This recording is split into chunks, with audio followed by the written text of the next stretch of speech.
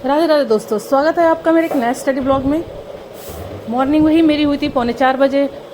मुंह हाथ धो के मैं सीधे अपने पढ़ने के लिए बैठी। मैंने अपना स्टडी का फर्स्ट स्लॉट कंप्लीट किया। उसमें मैंने पढ़ा था अपना राजस्थान जीके, क्योंकि राजस्थान जीके ही मेरे को उसमें एग्जाम में अभी ज़्यादा रहा है। मेरे को थोड़ा आता भी कम है, जितना मतलब जिस तरह से क्वेश्चंस उसमें बन रहे हैं मॉक टेस्ट में, उस तरह से मुझे राजस्थान जीके में कुछ खास आता नहीं है। मैंने हिस्ट्री वगैरह थोड़ी पढ़ रखी है, लेकिन उस इतनी डीप हिस्ट्री नहीं आनी है, बाकी और भी आना है। तो वो चीज़ें पढ़ने के लिए मुझे काफ़ी सारा टाइम चाहिए, और टाइम हर एक दिन कम ही हो रहा है। ही अपनी लाइव लगा दी थी, तो उस समय मैं अपने जो मॉक टेस्ट लगाया हुआ था उसके राजस्थान जीके के क्वेश्चंस को दोबारा लगा कर देख रही थी। जो क्वेश्चन गलत हुए उनको फिर से आंसर टैली करके तुरंत उसको याद करने की कोशिश कर रही थी, जिससे कि वो याद हो जाए और थोड़ा मतलब उसमें जो क्वेश्चन गलत हुए थे वो ठीक से हो जाए, दोबारा गलत ना हो। इस तरह से मैंने अपना राजस्थान जीके की स्टडी की थी। 6 बजे तक लगभग वही स्टडी में करती रही, जिससे कि दूसरा चीज़ मैंने पढ़ी नहीं थी, क्योंकि राजस्थान जीके ही मुझे लग रहा है कि बहुत ज़्यादा वीक है। वैसे तो मैथ्स में भी थोड़ी सी है ज़रूरत, लेकिन अगर टाइम बचता है तो करूँगी, वरना जो मैथ्स के क्वेश्चन आएंगे बस वही अटैम्प्ट कर लूँगी, क्योंकि इतना टाइम बचा नहीं है। और ऐसे तो बहुत सारी चीज़ें छूटी हुई हैं, लेकिन अब वो कुछ कर नहीं सकते, तो जो मैं कर सकती हूँ बस उसको ही करना है कंटिन्यू। कि नया मैं टॉपिक कोई करूँ और उसे पूरा कर नहीं पाऊँ तो उससे कोई फ़ायदा नहीं है। तो मैंने इसलिए अपने 4 से 6 पूरे राजस्थान जीके को ही दिया। राजस्थान जीके पढ़ती रही मैं। अभी राजस्थान करंट अफेयर्स भी थोड़ा बहुत पढ़ना है, जितना मैं पढ़ सकती हूँ। सोच रही हूँ लास्ट के 2 दिन थोड़ा बहुत देख लूँ, बाकी अगर नहीं टाइम मिला तो फिर जो मैंने पढ़ रखा है बस उसी पे रहना है डिपेंड। जैसे हिंदी है, इंग्लिश है और राजस्थान जीके है, ये 3 ही मैंने ज़्यादा कर रखे हैं। हिंदी कर रखे हैं, इंग्लिश कर रखे हैं, प्लस राजस्थान जीके। तो 2 घंटे वो करने के बाद फिर मैंने अपने घर के काम किए। अपने घर के वही बेसिक काम, झाड़ू पोछा, वो सब करने के बाद बच्चों को स्कूल छोड़ना, स्कूल के लिए नाश्ता प्रिपेयर करना, वो सारे काम मुझे 6 बजे अपनी स्टडी 6 कभी 5-10 मिनट जैसे मन करे जिस टाइम करना मुझे उस टाइम कर देती हूँ। लगभग 6 बजे का टाइम होता है मेरा फिक्स। तो मुझे 7:30 पे बच्चों को लेके जाना होता है, 7:35 7:40 तक लेके जाना है, कि बच्चों को 7:45 तक मुझे स्कूल छोड़ना है। तो इस तरह से ज़्यादा छोटे बच्चे हैं तो इतना वो नहीं होता कि अगर 2-4 मिनट लेट भी हो जाता है तो कभी 7:35 कभी 7:40 पे लेके बच्चों को निकलती हूँ घर से। तब तक मुझे बच्चों को नहलाना, खुद नहाना धोना और उनका नाश्ता प्रिपेयर करना, इतना सारे काम करने होते हैं मुझे। तो वो काम सारे मैनेज करके तब मैं बच्चों को छोड़ कर आती हूँ।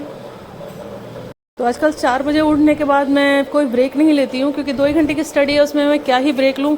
उसमें कोई ब्रेक नहीं लेती, चाय वाय नहीं पीती। तो मुझे 8 बजे तक बहुत ज़्यादा भूख लगने लगती है। फिर आके मैं सीधे नाश्ता करने की कोशिश करती हूँ, लेकिन थोड़ा सा थकान हो जाती है। गर्मी से मुझे ज़्यादा थकान होती है, वैसे इतने दूर चलने से नहीं, गर्मी की वजह से ज़्यादा थकान सी फील होती है। तो फिर थोड़ा सा रेस्ट करके फिर अपना नाश्ता करती हूँ। नाश्ता होता है तो फिर 8:30 बज जाते हैं। अगर कभी यहाँ सुबह में काम थोड़ा ज़्यादा जल्दी हो गया तो फिर ये होता है कि मैं नाश्ता करके ही बच्चों को स्कूल छोड़ने जाती हूँ। तो आके थोड़ा रेस्ट किया और 8:15 से अपनी स्टडी स्टार्ट कर दी।